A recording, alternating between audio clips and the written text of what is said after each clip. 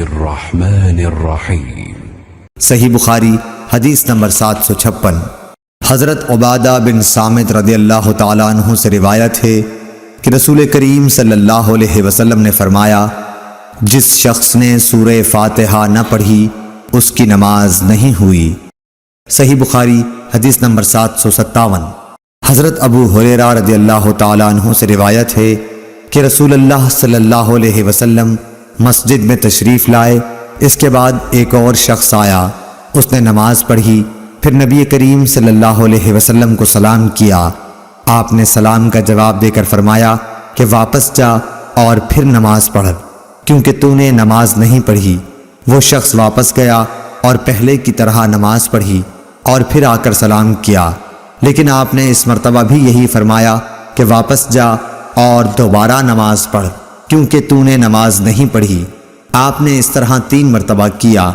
آخر اس شخص نے کہا کہ اس ذات کی قسم جس نے آپ کو حق کے ساتھ مبعوث کیا ہے، میں اس کے علاوہ اور کوئی اچھا طریقہ نہیں جانتا، اس لیے آپ مجھے نماز سکھا دیجئے۔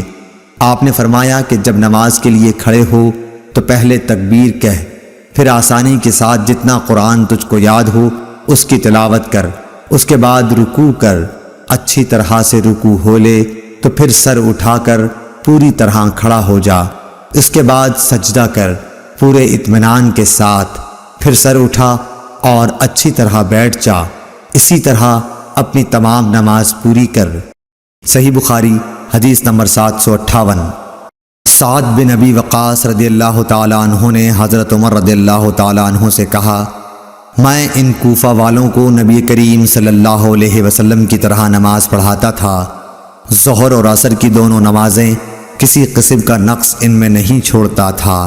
پہلی 2 رکعتیں لمبی پڑھتا اور دوسری 2 رکعتیں ہلکی۔ تو حضرت عمر رضی اللہ تعالیٰ عنہ نے فرمایا کہ مجھ کو تم سے امید بھی یہی تھی۔ صحیح بخاری حدیث نمبر 759۔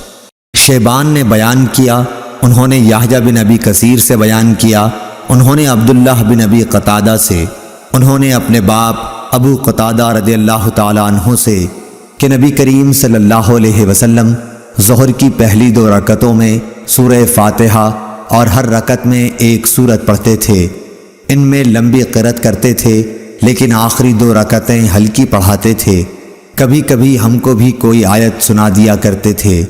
عصر میں آپ صلی اللہ علیہ وسلم سورہ فاتحہ اور سورتیں پڑھتے تھے، اس کی بھی پہلی 2 رکعتیں لمبی پڑھتے، اسی طرح صبح کی نماز کی پہلی رکعت لمبی کرتے اور دوسری ہلکی۔ صحیح بخاری حدیث نمبر 760۔ عمارہ بن عمیر نے بیان کیا ابو معمر عبداللہ بن مخبرہ سے، ہم نے خباب بن ارد سے پوچھا کیا نبی کریم صلی اللہ علیہ وسلم ظہر اور عصر میں قرأت کیا کرتے تھے؟ تو انہوں نے بتلایا کہ ہاں۔ ہم نے پوچھا کہ آپ لوگوں کو کس طرح معلوم ہوتا تھا؟ فرمایا کہ آپ کی داڑھی مبارک کے ہلنے سے۔